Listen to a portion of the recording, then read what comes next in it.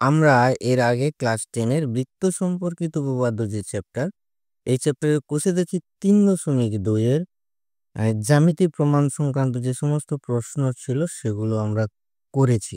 আজকে আমরা এর একটা সামারি টানবো, অর্থাৎ যা যা আমরা পড়েছি এই চ্যাপ্টারের উপপাদ্য যা যা পড়েছি এবং এর প্রয়োগ সংক্রান্ত যা যা উপপাদ্যের মতো যে জ্যামিতিক প্রমাণগুলো আমরা করেছি সেগুলো, অর্থাৎ বৃত্তের সম্পর্কিত যা কিছু মানে বক্তব্য আছে সেই বক্তব্যগুলো আমরা আজকে এক কাছে এক নিমেষে একবারে দেখবো এবং মনে রাখবো। তো তোমরা কি করো, তোমরা হচ্ছে যে প্রত্যেকটি যে বক্তব্য থাকে উপপাদ্যেরই হোক বা প্রয়োগেরই হোক, সেগুলো কি করো ঠোঁটস্থ কণ্ঠস্থ মুখস্থ করে নাও।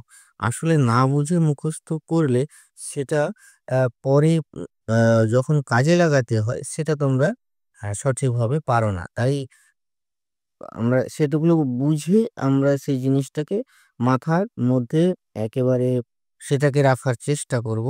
তাহলে দেখবে জিনিসটা পরবর্তীকালে যখন কোনো প্রয়োগে কাজে লাগবে, মানে কোথাও কোনো কাজে লাগবে বা জিনিসটা সম্পর্কে সম্যক ধারণা থাকবে, তখন অন্য যে কোনো জায়গায় একে ব্যবহারিক প্রয়োগ করতে পারবে। তো দেখো, বৃত্ত সম্পর্কে সকলের ধারণা আছে যে বৃত্ত জিনিসটা কি।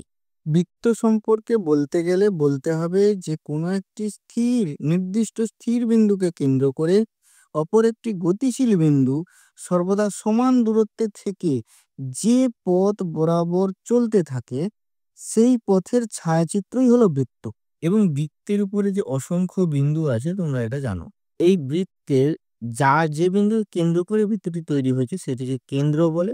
বৃত্তের কেন্দ্রগামী যে সরলরেখা যা পরিধি পর্যন্ত বিস্তৃত সেটিকে ব্যাস, এবং ব্যাসের অর্ধেক হচ্ছে ব্যাসার্ধ। আর বৃত্তের পরিধি পর্যন্ত যে কোনো সরলরেখা পরিধির উপরে দুটি বিন্দু সংযোগকারী যে সরল রেখাংশ তাকে বলা হয় জ্যা। বৃত্তের ব্যাসও হলো একটা জ্যা। খেয়াল করো, যে জ্যাটি বৃত্তের পরিধির উপর যে কোনো দুটি বিন্দু সংযোগকারী সরলরেখা যে জ্যাটি, সেটিকে যখন আমি কেন্দ্রের ঠিক কাছাকাছি কাছাকাছি নিয়ে যাব তখন, এবং কেন্দ্রতে পড়ে যাবে এই জ্যাটা, তখন এটি ব্যাস হয়ে যাবে। তাহলে দেখো, ফার্স্ট হচ্ছে বৃত্তের বৃহত্তম জ্যা হচ্ছে কত না ব্যাস। এবার আসি, তোমরা যে মূল উপপাদ্য এখানে শিখেছো এই চ্যাপ্টারে, সেটা কি না বৃত্তের কেন্দ্র থেকে কোনো জ্যায়ের উপর লম্ব টানলে তার জ্যাকে সমাদ্বিখণ্ডিত করবে, সমাদ্বিখণ্ডিত করলে লম্ব হবে। এই একটা বৃত্ত, বৃত্তের কেন্দ্র থেকে কোনো জ্যায়ের উপর লম্ব টানা হয়েছে, যদি এটা লম্ব হয় তাহলে দুটি সমান ভাগে ভাগ করবে। আর যদি এই বৃত্তের উপরে কোনো কেন্দ্র থেকে জ্যাকে সমাদ্বিখণ্ডিত, এমন সরলরেখা, এই সরলরেখাটা যদি জ্যাকে সমাদ্বিখণ্ডিত করে তাহলে লম্ব হবে। তাহলে দুটো জিনিস পেলাম, এক, কেন্দ্রগামী যে সরলরেখাটা সেটা যদি লম্ব হয় তাহলে সমাদ্বিখণ্ডিত করবে, সমাদ্বিখণ্ডিত করবে, সমাদ্বিখণ্ডিত যদি করে তাহলে লম্ব হবে। এবার এর বিপরীত উপপাদ্য কি? এর বিপরীত উপপাদ্য বলছে, যদি ধরা যায় এখানে একটা জ্যা আছে, এই জ্যায়ের লম্ব সমাদ্বিখণ্ডক আমি বের করলাম, তাহলে এটা হচ্ছে লম্ব সমাদ্বিখণ্ডক, মানে এটা হচ্ছে মধ্যবিন্দু, এবং এর উপরে এই মধ্যবিন্দুটাকে যদি লম্ব সরলরেখা টানি, সেই সরলরেখা অবভিয়াসলি কেন্দ্রবিন্দুগামী হবে, সেই সরলরেখা অবভিয়াসলি কেন্দ্রবিন্দুগামী হবে। এটি হচ্ছে এর বিপরীত উপপাদ্য। এবারে যেটা আছে, দুটি বৃত্ত পরস্পরকে ধরা যাক একটা বিন্দুতে ছেদ করেছে। তো এই ছেদ বিন্দুগামী যে এটা হচ্ছে এটা ছেদবিন্দুগামী আমি মানে ছেদবিন্দু দুটোকে যোগ করলাম, তাহলে এটা কিন্তু এই বৃত্তেরও জ্যা এবং এইটি কিন্তু এই বৃত্তেরও জ্যা। তাহলে এটিকে বলা হবে সাধারণ জ্যা। এই সাধারণ যে সমদ্বিখণ্ডিত হবে কার দ্বারা, না এই সাধারণ যে কেন্দ্র বিন্দু দ্বয়ের যে সংযোজক সরলরেখা আছে তার দ্বারা সমদ্বিখণ্ডিত হবে। বা অন্যভাবে বলতে পারি আমরা, এই যে সাধারণ যেটা পেলাম এর লম্ব সমদ্বিখণ্ডক আমরা দেখি, ঠিক আছে। এই যে লম্ব সমদ্বিখণ্ডক, এই লম্ব সমদ্বিখণ্ডক একটা সরলরেখার টানি, এই লম্ব সমদ্বিখণ্ডক সরলরেখার উপরে দুটি বৃত্তের কেন্দ্রই থাকবে, বোঝা গেল? তার মানে একটা জিনিস দেখো, এটা একটা বৃত্ত, এটা একটা বৃত্ত, এটা হচ্ছে সাধারণ যে, তাহলে এই সাধারণ যে লম্ব সমদ্বিখণ্ডক হচ্ছে, সাপোজ যদি এইটা হয়, তাহলে এই লম্ব সমদ্বিখণ্ডকের উপর কিন্তু এই দুটি বৃত্তের কেন্দ্র থাকছে। আর একটা জিনিস দেখো, এটা হচ্ছে একটি বৃত্ত, এটা হচ্ছে আরেকটি বৃত্তের কেন্দ্রদ্বয় সংযোজক সরলরেখা হচ্ছে এইটি, এবং এইটাই হচ্ছে তাদের সাধারণ জ্যা। এখন ধরা যাক এই বিন্দুতে বৃত্ত দুটি ছেদ করেছে, আর এটি হচ্ছে কেন্দ্রদ্বয় সংযোজক সরলরেখা। তাহলে এই বিন্দু দিয়ে যদি এই সরলরেখার সমান্তরাল আরেকটা সরলরেখা টানা যায়, যা বৃত্তকে এই বিন্দুতে ছেদ করেছে, তাহলে এই যে সরলরেখাটা হলো, যে সরলরেখা এই বৃত্তকে একটা বিন্দুতে এই বৃত্তকে আরেকটা বিন্দুতে ছেদ করেছে, তাহলে এই যে সরলরেখাংশ হলো, এ হচ্ছে এইটা, এই যে কেন্দ্রদ্বয় পর্যন্ত যে সংযোগ, কেন্দ্রদ্বয় সংযোজক যে সরলরেখাংশ, তার দ্বিগুণ হবে। তার মানে ধরা যাক এই কেন্দ্রে বিশিষ্ট এটি হচ্ছে বৃত্ত, এই কেন্দ্র বিশিষ্ট এটি হচ্ছে একটি বৃত্ত। কেন্দ্রদ্বয়ের মধ্যে দূরত্ব হচ্ছে, সাপোজ মনে করে যাক 8 সেন্টিমিটার। এই যে কেন্দ্রদ্বয়ের সংযোজক যে সরলরেখাংশ, এর সমান্তরাল আরেকটা সরলরেখা টানলাম, সেই সরলরেখাটি ওই বৃত্তদ্বয়ের যে ছেদবিন্দু আছে, সেই ছেদবিন্দু দিয়ে পাস করে। তাহলে বলছে এর দৈর্ঘ্য হবে কত, 16 সেন্টিমিটার। এর দ্বিগুণ, এই 8-এর দ্বিগুণ হচ্ছে 16 সেন্টিমিটার। কোন বৃত্তের যদি দুটি সমান যে একটা পরিচিত একটা কোণ উৎপন্ন করেছে সাপোজ, তাহলে বলছে এটা কিন্তু দুটি সমান যে সমাদ্বিখণ্ডক, মানে কোণের সমাদ্বিখণ্ডক। তা সমান যে বৃত্তের পরিচিত একটি কোণ উৎপন্ন করেছে, সেই কোণের যে সমাদ্বিখণ্ডক, সে কিন্তু কেন্দ্রবিন্দু দিয়ে যাবে।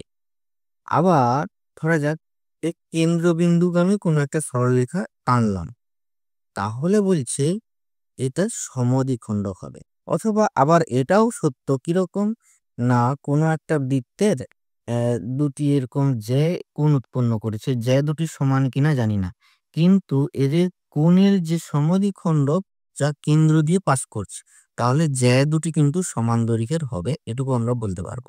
যেই যে যত কেন্দ্রের কাছের সে তত বড়। দেখো এই এই এই- যত এই যে এটাকে আমরা যদি একটু সরিয়ে সরিয়ে সরিয়ে সরিয়ে ওই কেন্দ্রের কাছাকাছি নিয়ে যাই, সে তত বড় হতে থাকবে, এবং একেবারে কেন্দ্রের উপরে যখন পড়ে যাবে, এটি সব থেকে বৃহত্তম জ্যা হয়ে যাবে। তাহলে সব থেকে কাছের যে জ্যা, সেটি সব থেকে বড় হবে, সব থেকে দূরের যে জ্যা, সেটি ছোট হবে। মানে দূরের যে ছোট হবে, কাছের যে বড় হবে। এই জ্যা সংক্রান্ত আরেকটা জিনিস, কোন একটা বৃত্ত আছে, তার জ্যা এই যে, এখন এই দৈর্ঘ্যের যে বৃত্তের কেন্দ্রের যে কোণ উৎপন্ন করবে, ওই সমান দৈর্ঘ্যের আর একটা যদি বৃত্তে এরকম জ্যা আঁকি, সেও কেন্দ্রে সমান কোণ উৎপন্ন করবে। অর্থাৎ সমান সমান দৈর্ঘ্যের জ্যা বৃত্তের কেন্দ্রে সমান সমান কোণ উৎপন্ন করবে। এবং এটাও দেখো স্পষ্ট, তাহলে যে যে কাছে সে যে বড়, কিন্তু যে দুটি যে দৈর্ঘ্য যদি সমান হয়, তাহলে কেন্দ্র থেকে কেমন থাকবে, না দুটি যে দৈর্ঘ্য যদি সমান হয়, তাহলে তারা কেন্দ্র থেকে সমান দূরত্বে থাকবে অবভিয়াসলি। কারণ যদি সে কাছে হতো, সে কেন্দ্রের কাছে হতো, তাহলে সে একটু বড় হতো। কিন্তু দুজনেই যেহেতু সমান, তাহলে কেন্দ্র থেকে দুজনেই সমান দূরে থাকবে।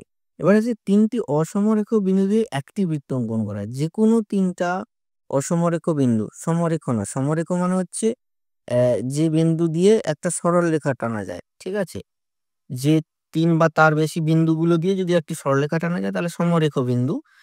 তো অসমরেখ বিন্দু, অসমরেখ বিন্দু দিয়ে তিনটা বিন্দু দিয়ে একটা বৃত্ত টানা যাবেই যাবে, এবং একটাই বৃত্ত টানা যাবে। তার মানে কি, এই যে তিনটা বৃত্ত, তিনটা অসমরেখ বিন্দু দিয়ে একটা ত্রিভুজ অঙ্কন করা যাবে, ঠিক আছে। আর ত্রিভুজ যেহেতু অঙ্কন করা যাবে, তাহলে ত্রিভুজের পরিবৃত্ত, পরিবৃত্ত মানে যে ত্রিভুজের শীর্ষবিন্দুগুলো একটি বৃত্তের উপরে থাকবে, সেটাকে পরিবৃত্ত বলে। তাহলে ত্রিভুজের পরিবৃত্ত অঙ্কন সম্ভব, তার মানে সমস্ত ত্রিভুজের পরিবৃত্ত আছে।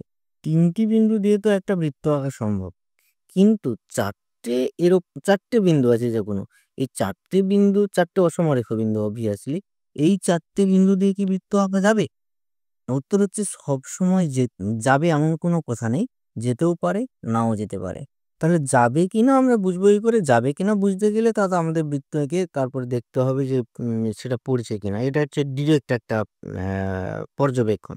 কিন্তু আমরা নিশ্চিত করে বলতে পারবো, এই চারটি বিন্দু যদি একটি সমদ্বিবাহু ট্রাপিজিয়ামের শীর্ষবিন্দু হয়, সমদ্বিবাহু ট্রাপিজিয়ামের শীর্ষবিন্দু হয়, তাহলে অবশ্যই এই চারটে বিন্দু দিয়ে একটা বৃত্ত অঙ্কন সম্ভব, মানে ওই বৃত্তের উপরে থাকবে, ঠিক আছে। যে যে বৃত্তের উপরে তিনটে বিন্দু আছে, বা তিনটে বিন্দু দিয়ে বৃত্ত টানা যাচ্ছে, সেই বৃত্তের উপরে 4 নম্বর বিন্দুটাও থাকবে। 4 নম্বর মানে 4 টি বিন্দু তাহলে কিরকম হবে? না যদি একটি সমদ্বিবাহু ট্রাপিজিয়ামের শীর্ষবিন্দু হয়। সমদ্বিবাহু ট্রাপিজিয়ামের শীর্ষবিন্দুগুলি ট্রাপিজিয়াম সমবৃত্তস্থ আরকি, তার শীর্ষবিন্দুগুলি একটা বৃত্তের উপরে থাকবে। এই হলো বৃত্ত সম্পর্কিত যা ফাইন্ডিংস, যা বক্তব্য সেগুলোর একটা মোটামুটি জিস্ট। তো মূল যে বক্তব্য, মূল যে উপপাদ্য ছিল সেইটি হচ্ছে এইটি, অর্থাৎ কোনো কেন্দ্র থেকে জ্যা পর্যন্ত একটা যদি লম্ব টানা হয় তার জ্যাকে সমান দুভাগে ভাগ করবে। আচ্ছা যদি সমান দুভাগে ভাগ করে তাহলে ওই জ্যা লম্ব হবে, অথবা কোনো জ্যায়ের যে লম্ব সমাদ্বিখণ্ডক সে কেন্দ্রগামী হবে। এইটি হচ্ছে মূল উপপাদ্য বৃত্ত সম্পর্কিত এই চ্যাপ্টারের, উপপাদ্য চ্যাপ্টারের। আরেকটি যেটি ফাইন্ডিং সেটা হচ্ছে সমান সমান জ্যা বৃত্তের কেন্দ্রে সমান কোণ উৎপন্ন করবে। আরেকটি হচ্ছে কি না, যে জ্যা কেন্দ্রের যত কাছে সে তত বড়। তার মানে যে দুটি জ্যায়ের দৈর্ঘ্য যদি সমান হয় তাহলে তারা কেন্দ্র থেকে সমদূরবর্তী, সমান দূরে থাকবে। আর বলছে দুটি বৃত্তের কেন্দ্রদ্বয় যে সংযোজক সরলরেখাংশ দৈর্ঘ্য যত হবে তার সমান্তরাল সরলরেখা ওদের ছেদবিন্দু দিয়ে যে সরলরেখাটা যাবে, সমান্তরাল সরলরেখা এর দ্বিগুণ হবে। তো এই হলো টোটাল জিস্ট।